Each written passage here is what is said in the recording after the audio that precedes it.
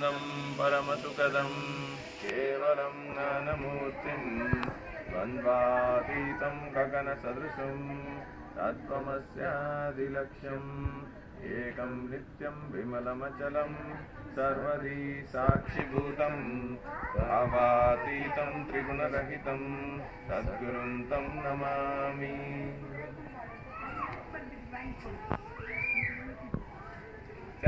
Nityanandam, welcome back to Yoga Grace and a warm welcome to Amritananda. Thank you.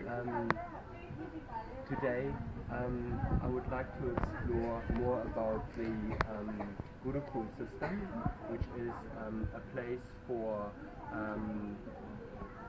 students here at the Adinam who are staying here residentially and are receiving guidance by His Holiness Paramahansa Nityananda. So my question to a father of a Gurukul child is, how did you come across the Gurukul system? Because for me, I studied Ayurveda, and my teacher at that time, he introduced me to the Gurukul system. And what we did was basically a short version of it, just a whole week, but it made an impact, it stayed with me, and I'm sort of just really curious about the experiences of yourself and your child being at Gurukul. Sure, thank you. So we're from US, United States.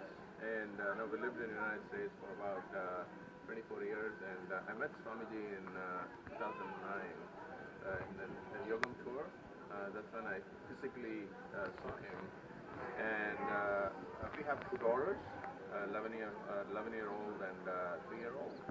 So the first one actually is in Gurukul Balasant. Now we call them as Gurukul Balasants.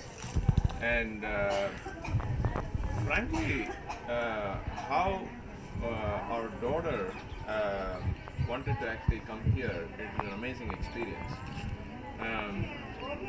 She only went to first grade in the United States, and after that, when she came to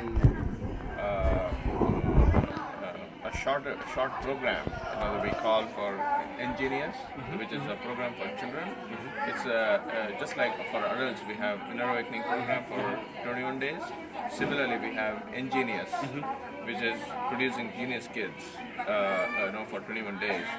And she did that for 21 days, and she absolutely loved the way she learned things, and she was able to do memory math, memory, and also how she engaged herself, in controlling her emotions. Completely changed in 21 days. How she used to be. That was a big, shift that we saw in her. And after that, I think she herself actually was interested, in coming to Gurukul and exploring, the Gurukul way of learning. And she has been an amazing kid, in terms of how it's been about 4 years now. And she has just been amazing. So please understand the Gurukul way of learning under the master, under the direct guidance of Swamiji here in Gurukul. It is the ancient way how the school system worked. A guru, a master teaching to the kids, and all the spiritual truths, Vedic truths, all the spiritual truths is revealed to them, as well as not only they learn the science, math, in Gurukul. But apart from science and math, they also learn all the aspects of Hinduism, dealing with deities, how to relate with the deities, yoga, how to deal with your emotions, how to live life. these kids are, even though they are, my daughter is 10 years old, and she can give solutions to a 60-year-old on a phone, and those people are amazed, by how Gurukul kids are able to give a life solution to them. Yes, and her name is Mamadura, and she's doing great. And my second kid also, she's 3 years, and she's also going to be joining Gurukul, and now we are all Adinavasis, in Vidadi to live around the master.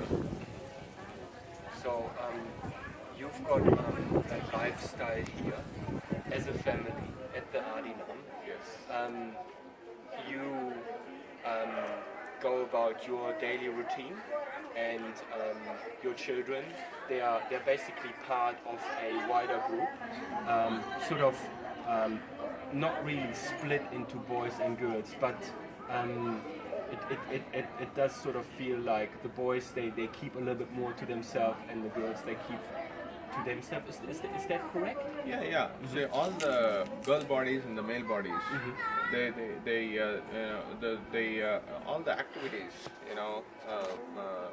just like in a regular class they do, but they always sit, separately, and at the same time, the way of learning is very different. In Western world, the way you learn, you see children taking books, you see small people carrying books, with a bag, they're ready to write things, mug things up, and a lot of the way they are learned is when the teacher is saying, when somebody is saying things, they are more focused on writing, no listening.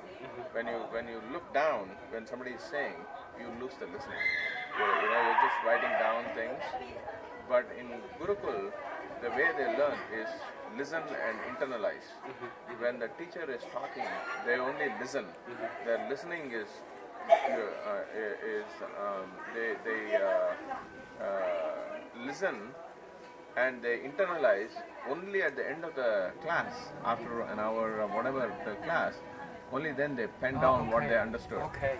So they cognize, they internalize the whole class, the subject. Okay. And then they sort of Yes. summarize and put the quintessence. They actually record that. Yes, and if they don't, if they miss something, they go back and learn. Yeah. But once they learn this way, the pace at which they learn from a normal student, if you look in the outer world, is like my daughter now is 10 years, and she's ready to write 10th grade exam next year. So 10 at 10. It never happened. So she's ahead of like 3 years. And even Swamiji, also keep saying, I want all my Gurukul Palasans, to write, PhDs, by 16. But in the outer world, if you see, people write PhD exams when they're 26, 28. So that's the rate at which they learn. Because their listening is, they develop listening more. They're able to understand, cognize more than a normal student, who is more keen on writing things down. And my observation's been also they sort of maintain a sort of collective class environment. It's not like it's all split up into different grade years. It's all one bunch of they have different sections for different age groups. Okay, so they have pre-age groups and post-age groups. So below 6, above 6. So they do have.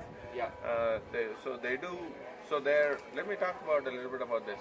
What they do. Right? Okay, please. So they do learn math, science, geography, and the regular things. But apart from this, they learn multiple languages. Because their mechanical parts of the brain is awakened, non-mechanical parts of the brain, which is responsible for visualization and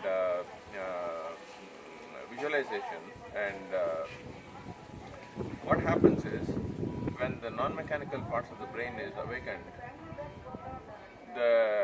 amount of things a balloons can do is much more in a limited amount of time. It's not like they're overpacked.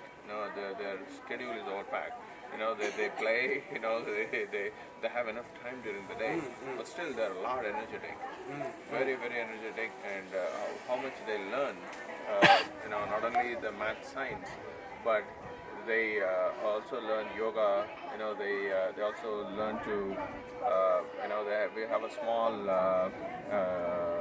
animals living with them, the small rabbits Okay. and Okay. rabbits and Okay. cats Yeah. and small ones, the birds, and so they relate with them. Oh. They relate with roses. Oneness with the rose. They can even make the pawns in the rose fall without touching it. It's just the oneness. Okay. Oneness, Okay. because all the and apart from that, they learn deities, worshipping the deities and the mantras. So they learn music, dance. So that when they grow as a complete person. See, Swamiji says we can live in 108 dimensions. Human beings can live in 108 dimensions. You can be a father, you can be a brother, you can be a friend, you can be a professor, right? So like this, an individual can live in 108 dimensions. So Swamiji wants is Balasans to live in multiple dimensions. So like this, when they are awakened in multiple dimensions, there can be a singer, there can be a dancer, there can be a beautiful a person who can display powers from third eye. So all the spiritual powers that Swamiji is giving it to the world, the first initiation goes to Balasans Yeah. before it's given to the world. Because Swamiji, Balasans are the future leaders of the world. Yeah. And all the powers they're able to successfully, so beautifully express casually. Yeah. Very casually they express powers. And my IQ, even the IQ of the Balasans is way beyond the normal IQ of an individual. Now, if you see in the Western world, the IQ that you see is around 95, 98 something. Okay. But Balasans, at least my daughter's IQ is around 155. So it's way beyond, not even close to comparison. Yeah.